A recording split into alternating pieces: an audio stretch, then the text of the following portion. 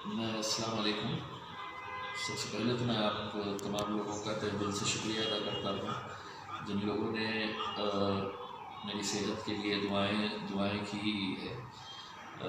आज से कुछ दिन पहले जब मैं गुजरात का इलेक्शन कैंपेन करके लौटा तो उस वक्त के बाद से मेरी तबीयत ख़राब हुई। मैंने कोविड का टेस्ट कराया, पॉजिटिव हुआ और अब पिछले कुछ दिनों से मैं हॉस्पिटल के अंदर एडमिट हूँ। लेकिन अल्हम्दुलिल्लाह आप लोगों की दुआओं की वजह से अब मैं पूरी तरह से रिकवर हो गया हूँ और बस इंतज़ार में हूँ कि डॉक्टर्स का इजाज़त दें। लेकिन इसी दौरान मैंने 26 फरवरी के लिए एक आंदोलन का ऐलान किया था कि जो वक्फ बोर्ड की ज़मीनों के तहफ़्फ़ुज़ के लिए हम लोगों ने सोचे थे कि हम सड़क के ऊपर उतरेंगे और आंदोलन करेंगे। और मैंने ये ऐलान किया था कि जालना रोड की एक जो ज़मीन है, जो औरंगाबाद शहर के बड़े बड़े धन्ना सेठों ने इसे अलग अलग गवर्नमेंट डिपार्टमेंट्स के साथ मिलजुल कर, चाहे वो महानगर पालिका हो, रजिस्ट्री ऑफिस हो और या खुद वक्फ बोर्ड हो, इनके साथ मिलकर किस तरह से ये करोड़ों रुपए की ज़मीन ये धन्ना सेठों ने लूट के खाए है, अपना बंटवारा किए है।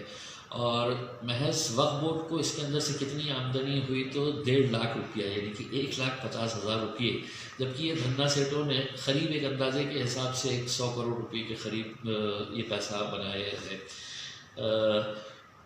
मैंने जब ये ऐलान किया पूरे सबूतों के साथ, उसके बाद कैसी कैसी साजिशें हो रही है कि किस तरह से मामले को निपटाया जाए, और कहीं हमने सड़क के ऊपर नहीं आना चाहिए। मैंने उस वक्त ऐलान किया था कि मैं अकेला नहीं बैठूंगा, मेरे साथ कम से कम 1,000 लोग बैठेंगे, क्योंकि मुझे खुशी है कि जितना हमने रजिस्ट्रेशन किया है वो 1,000 लोगों से ज़्यादा इस मुद्दे के ऊपर बैठने के लिए तैयार है। क्योंकि ये कोई सियासी मुद्दा नहीं है, ये एक गरीबों से जुड़ा हुआ मुद्दा है कि हमारी ज़मीन अपनी आंखों के सामने हम लुटता बर्बाद होता हुआ देख रहे हैं चंद लोगों की वजह से। उसमें वक्फ बोर्ड के जो कर्मचारी है वो सबसे ज़्यादा दोषी है। वो इतने बेईमानी में लिप्त हो चुके हैं कि उन्हें अब किसी का डर और खौफ सता नहीं रहा है।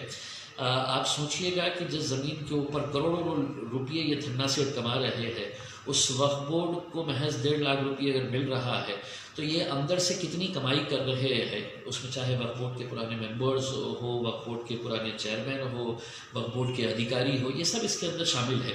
किसी न किसी को तो खड़े रहने की ज़रूरत थी और मैंने सोचा था कि मैं इंशाल्लाह इसकी शुरुआत करूँगा। लेकिन अल्लाह की मसलियत है कि आज के दिन ये आंदोलन हम कर नहीं सकते, क्योंकि मैं अभी भी हॉस्पिटल के अंदर एडमिट हूँ। लेकिन मैं तमाम उन नौजवानों को जिन लोगों ने मुझ पर यकीन किया है, मैं आपको यकीन दिलाता हूँ कि आने वाले कुछ दिनों के अंदर हम दोबारा सड़कों के ऊपर उतरेंगे और पूरी ताकत के साथ उतरेंगे। लोग मुझसे ये सवाल करते हैं कि अब आप तो वक्फ बोर्ड के मेंबर बन गए हैं। देखिए, वक्फ बोर्ड का मेंबर बनना तय इसलिए मेरा है क्योंकि क़ानून के अंदर ये प्रावधान है कि वक्फ बोर्ड के अंदर दो जो मेंबर्स चुने जाते हैं वो मुस्लिम मेंबर ऑफ पार्लियामेंट होते हैं। अब इत्तेफाक से पूरे महाराष्ट्र के अंदर एक ही मेंबर ऑफ पार्लियामेंट चुनकर आया है और वो मैं इम्तियाज़ जलील हूँ। फिर राष्ट्रवादी कांग्रेस ने फौजिया मैडम को भी इसका MP का पद दिए है। राज्यसभा का तो 2 MP हो गए, तो स्वाभाविक है हम दोनों के अलावा कोई तीसरा उसमें जा नहीं सकता था। तो वक्फ बोर्ड का मेंबर बनने के बावजूद भी मैं आपको यकीन दिलाता हूँ कि ये लड़ाई इतनी आसान नहीं है।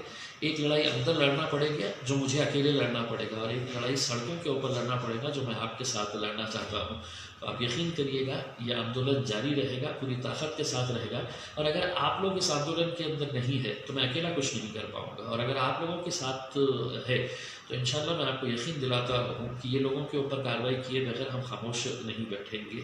लेकिन इसको किसी एक राजनीतिक पक्ष का मुद्दा ना समझते हुए जो भी लोग गरीब, यतीम, बेवाओं के लिए फ़िक्रमंद है, जो चाहते हैं कि उन ज़मीनों के ऊपर स्कूल्स खुले, कॉलेजेस खुले, हॉस्पिटल्स खुले, वहाँ पे गरीबों के लिए, गरीब पत्रकारों के लिए वहाँ पर कॉलोनीज़ बनाई जाए, ज़रूरतमंदों को उसका फ़ायदा हो सके, ये सब चीज़ों के लिए अगर इसका इस्तेमाल हुआ तो बेहतर रहेगा। मैं आपको फिर से आपको यकीन दिलाता हूँ कि इंशाल्लाह बहुत जल्द एक बार पूरी तरह से ये सेहत इजाज़त दे देती है कि मैं सड़क के ऊपर बैठूँ तो मैं यकीनन बैठूँगा। मैं पुलिस को पत्र भी दे चुका हूँ, लेटर भी दे चुका हूँ। अगर उनकी कुछ दिक्कत है तो उन्होंने मुझे बताया, लेकिन यह आंदोलन जारी रहेगा। किसी भी कीमत के ऊपर यह आंदोलन पीछे नहीं होने वाला है, इतना मैं आपको यकीन दिलाता हूँ। बहुत बहुत शुक्रिया। खुदा हाफ़िज़।